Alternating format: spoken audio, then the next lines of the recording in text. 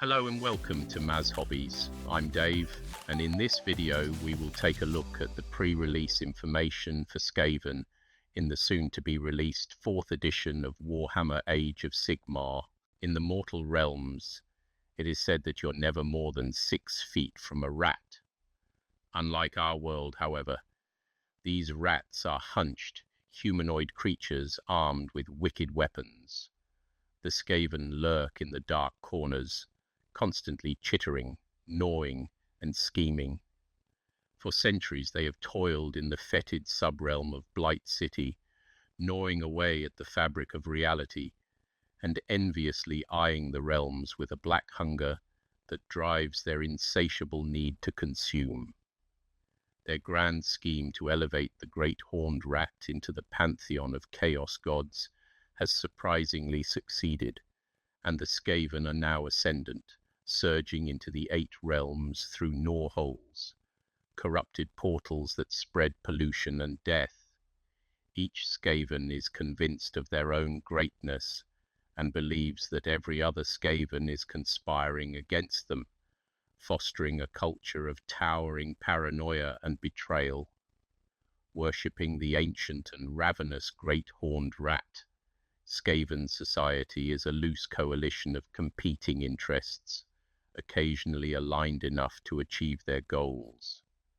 The Council of 13, composed of powerful rulers from the Skaven elite, sits at the top, with the sorceress Grey Seers of the Master Clan as their agents. Most Skaven, however, are lowly dregs living short, miserable lives, driven by dreams of avarice and ambition. The great clans, including the assassins of clans Eshin, the madcap engineers of Clan Scryer, the breeders of Clans Moulder, and the plague priests of Clans Pestilens, dominate Skaven society. They go to war through bargains, bribes, or intimidation, each leader believing they control the outcome, until a well-placed warpstone dagger proves otherwise. Each faction in Age of Sigmar has a series of battle traits that they can use, regardless of battle formation. These traits will indicate when you can use them, how frequently you can use them, and if they have a command point cost. If you are familiar with Age of Sigmar 3rd edition, most of these battle traits will seem familiar as either existing Skaven traits or similar to other actions. The Lurking Vermintide enables you to place units in reserve during deployment. These units can then be deployed in any of your movement phases using Gnawhole Ambush.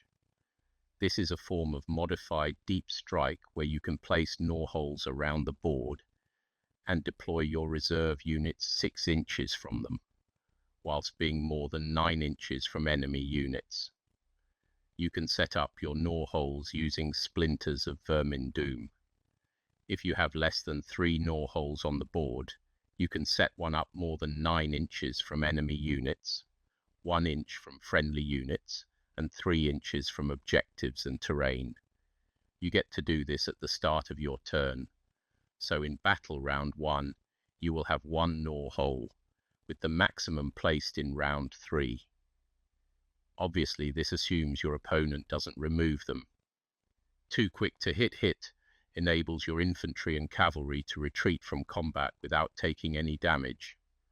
Normally, if you choose to retreat a unit, you would take D3 mortal damage, so this ability gives you the opportunity to move out of combat without that penalty. Always 3 claw steps allows you to move a non-monster unit in your opponent's hero phase. You get to do your full move ability, so this is a powerful way of tagging units in combat to prevent charges. The Gnawhole is the faction terrain for Skaven. You can set one up every turn, up to a maximum of 3 on the board at any time. The Gnawhole has a number of abilities. Volatile Ground permits models to pass through the terrain, but cannot start or end movement on it. Each time an enemy unit passes through, roll a d3. On a 2-up, they suffer that amount of mortal damage. The Endless Vermintide allows you once per turn, At the end of your turn, spend a command point to replace a non-hero infantry unit that has been destroyed with half of their original numbers. Tunnels Through Reality enables you to port units within 6 inches of a gnaw hole to be deployed 6 inches from another gnaw hole. All in all, these abilities are really powerful to enable you to move around the board rapidly and replace destroyed units. I think this is really fun, with the potential to combine with the battle traits and have a very mobile hit-and-run play style. Battle formations replace the old sub-factions of Age of Sigmar 3rd edition. When constructing your army, you pick one of the 4 available battle formations. Each will have its own ability it will grant your army. At present, Games Workshop is only showing us one of the 4 battle formations for each army, so don't be too gutted if it's not very good. Fleshmeld Menagerie is the battle formation to take if you are bringing a significant number of Molder keyword units. At the start of each of your hero phases, you pick up to 3 of these units and roll on the prized creations table. You can either get a buff in the form of adding 1 to their attack's characteristic, or a 5 up ward, or you can be less fortunate and take D3 damage. These buffs last until the start of your next turn. All in all, this is a fairly good formation. In Age of Sigmar 4th edition, if you have wizards in your army, you can select one of the spell lore options and one of the manifestation lore options. Summon Warp Lightning Vortex is a manifestation summoned with a casting difficulty of 7. If summoned, you set up the first part up to 18 inches away from the caster, with the second and third parts 7 inches away from each other to form a triangle. This manifestation remains in place until it is either destroyed or banished by a wizard. The Warp Lightning Vortex has a health characteristic of 7, a movement capability of 6+, and a save value of 7+. When allocating damage points to this manifestation's health characteristic, note that if the total damage equals its health, the entire manifestation is destroyed and all its parts are removed from play. During any hero phase, you can utilize the Warp Lightning Bolts. These bolts of warp lightning leap outward from the vortex, obliterating those nearby. If this manifestation was not set up in the current turn, pick each enemy unit within 6 of the manifestation as targets. For each target, roll a dice. On a roll of 4 or higher, inflict D3 mortal damage on the target. The Warp Vortex's passive ability creates a chaotic environment that significantly hinders enemy units. For any enemy unit within 6 zones of this manifestation, subtract 2 from their run and charge rolls. Additionally, if an enemy unit passes through this manifestation, they suffer D3 mortal damage after their move has been resolved. Understanding and leveraging these effects can make the Warp Lightning Vortex a formidable tool in your strategic arsenal, capable of disrupting and damaging enemy forces effectively. Lord Screech has a combat profile of 7 attacks, hitting on 3s, wounding on 2s, with a rend of 2 and 3 damage. He has crit 2 hits, so any 6s on your hit rolls become 2 hits. You still need to resolve wound rolls for these extra hits. During the hero phase, Lord Screech can invoke the dreaded 13th spell to transform enemy units into rat mutants, who then join your forces. To do this, select a visible enemy unit within 13 inches to be the target, and roll 2d6 for casting. Upon a successful cast, roll 13 dice. For each roll of 5 or higher, inflict 1 mortal wound on the target, and return 1 slain model to a friendly clan rats unit, wholly within 13 inches of this unit. Additionally, Lord Verminging can harness his vast knowledge of the Skaven clans through the 13-headed 1 ability. You can choose one of the following effects to apply until the start of your next turn. Adding 1 to casting rolls for friendly Master Clan wizards within 13 inches. Adding 1 to charge rolls for friendly Verminous units within 13 inches. Adding 1 to hit rolls for shooting attacks by friendly Scryer units within 13 inches. Adding 1 to the rend characteristic of melee weapons used by friendly Eshin units within 13 inches. Adding 1 to chanting rolls for friendly Pestilence priests within 13 inches. Or healing D3 wounds for each friendly Molder unit within 13 inches. Note that each of these effects can only be selected once per battle. Once per turn, in any combat phase, you can unleash Lord Screech's terrifying monstrosity ability to shatter the enemy's resolve.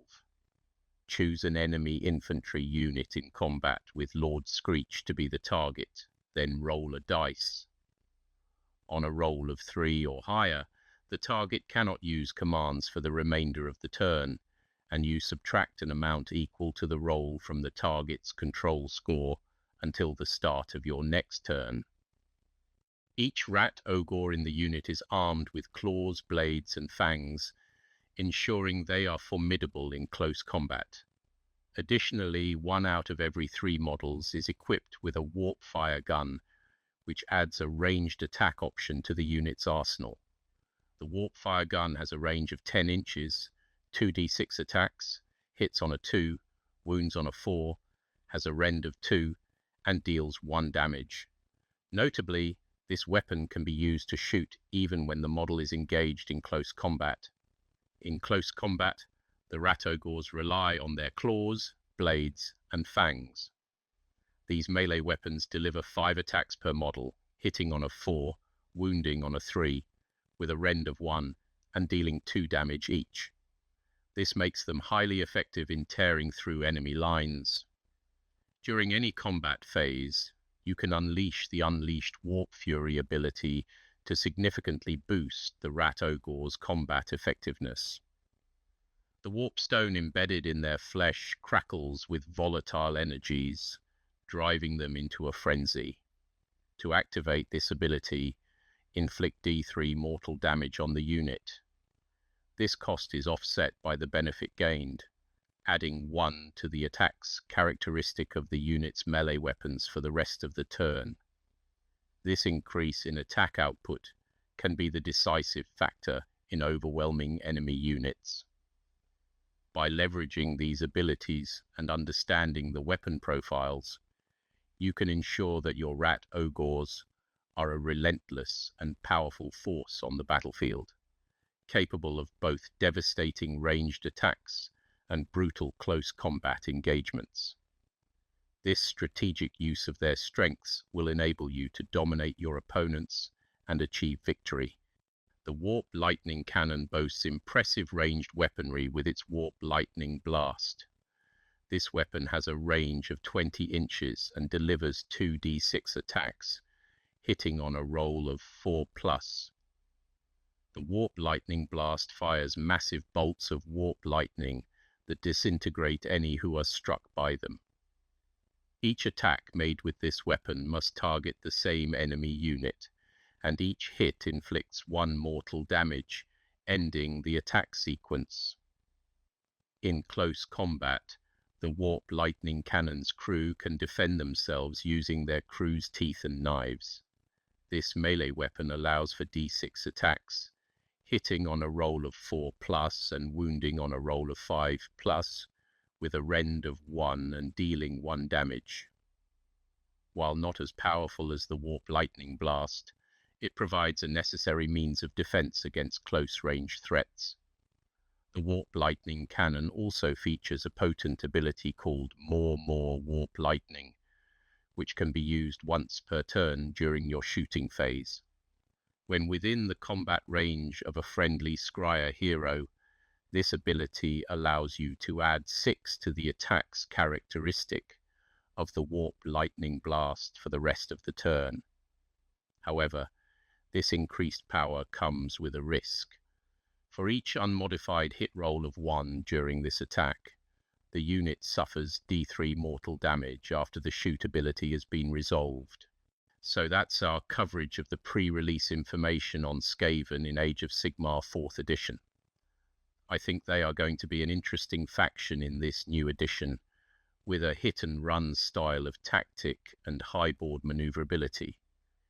If you are thinking about getting into Skaven, I would advise buying the Vermintide box, as this will give a significant number of units and will work out well worth the cost. I hope you enjoyed this video. Please give us a like and subscribe.